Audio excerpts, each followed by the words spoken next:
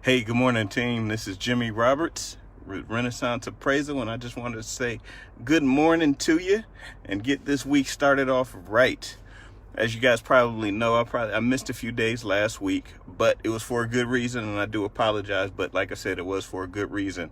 Last week, I got the great opportunity to take my daughter down to North Carolina, where she showed out in front of the Duke University coaches, and we got an opportunity to see the campuses of Shaw University, Duke University, North Carolina State, as well as North Carolina Central Universities. So again, that's just one of the huge benefits of doing what I do. I get the ability to take my daughter to awesome events like elite basketball camps down at Duke University at the drop of a dime.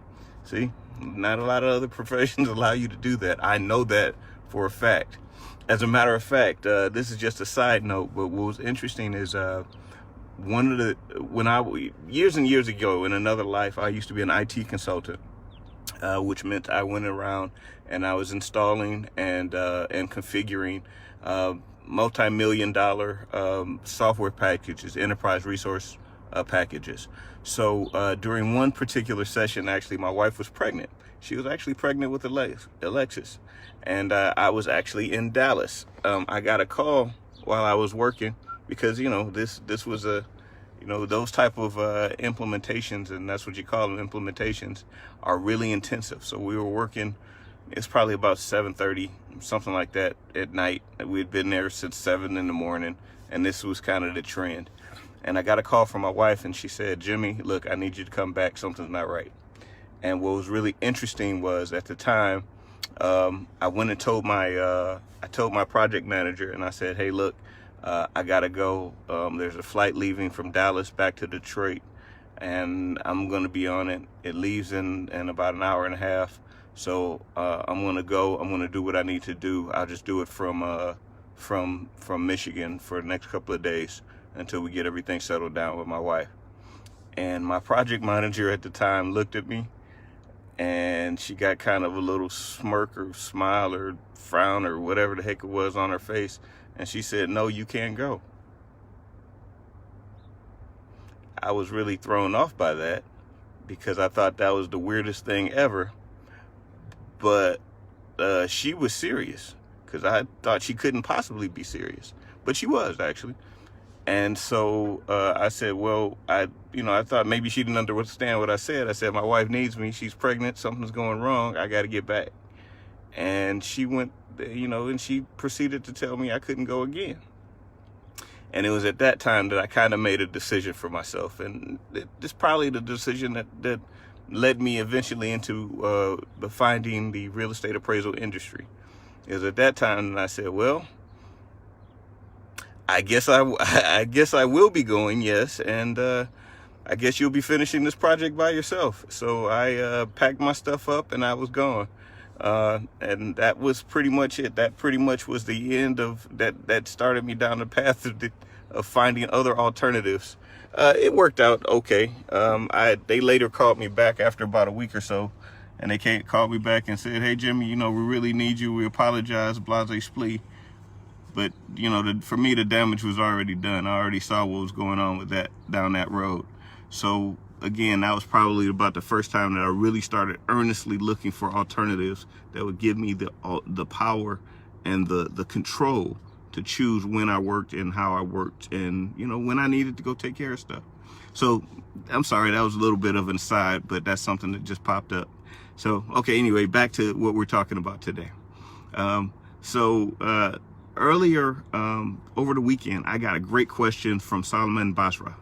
And Solomon, he asked some really good questions, by the way. Thank you. Keep them coming.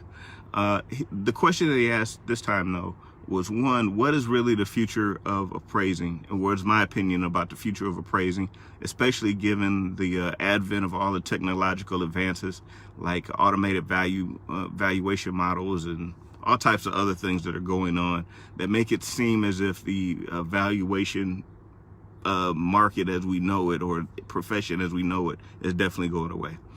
And so I guess my initial answer to that is, is it going to change? Absolutely. Is it going to go away completely? No. But it will be a heck of a lot different and heck, next year. It's going to be different next year than it was, say, 2 years ago. And the reason for that is because he hit the nail on the head. Technology has changed. It just has. Sometimes appraisers, we as a group are not necessarily the fastest to grab hold of change. And so oftentimes change is kind of forced upon us. But the reality is change is here to stay. Technology is here to stay. The genie is already out of the bottle. It's not going back.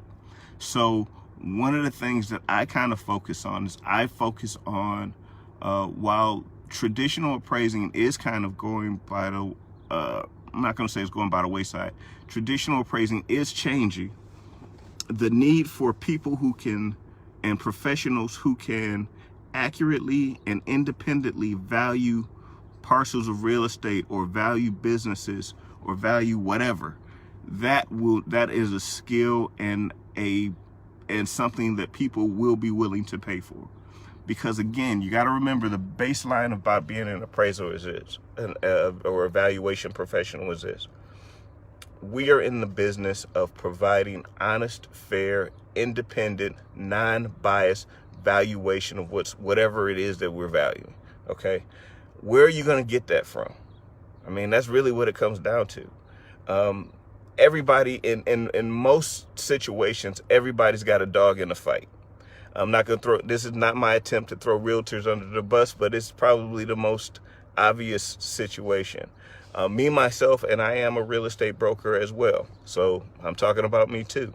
When I list a property, my job is to get the highest price possible for my seller. Okay. That does not necessarily mean that is market value. That means that I'm in the business of trying to get the highest price possible for my seller. On the other side of the transaction, the seller's agent or the buyer's agent, assuming that they have a contract, is in the business of trying to get the absolute lowest price for their buyer. That's their job, assuming that they have a contract to do so. If not, then they're working for the seller too. But that's the detail that we don't need to talk about. Okay. Either way, both me and the buyer's agent are paid on the price that the property actually sells for. That means, so the higher the price, the higher the price, the more money we make. That's not a bad thing. It just is what it is, right? That's called commission sales. As part of that commission sales, I work really hard for that. So the more money I can make for my time, the better. I mean, that's a great thing. As an appraiser, though, in that same transaction, as an appraiser, doesn't matter. My fee is determined prior to the assignment. It just is. I don't get paid a certain percentage based off of if it appraises X number of dollars at this price, I get one price, or one fee, and if it appraises at another price, then I get another fee. Doesn't matter. I get the same fee one way or the other. I'm there to provide an honest, fair, independent valuation of this property. I have no dog in the fight, so to speak. So in that situation, and in thousands of others, that is a needed service that people will pay for. And I believe that they will continue to pay for that. So I hope that answers the question. So just to summarize, what is the future of appraising? It's going to be here. It's going to change.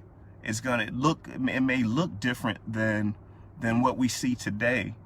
But it is still going to be around, and it's still going to be a very valuable service that serious professionals are going to make a ton of money in. So I hope that helps.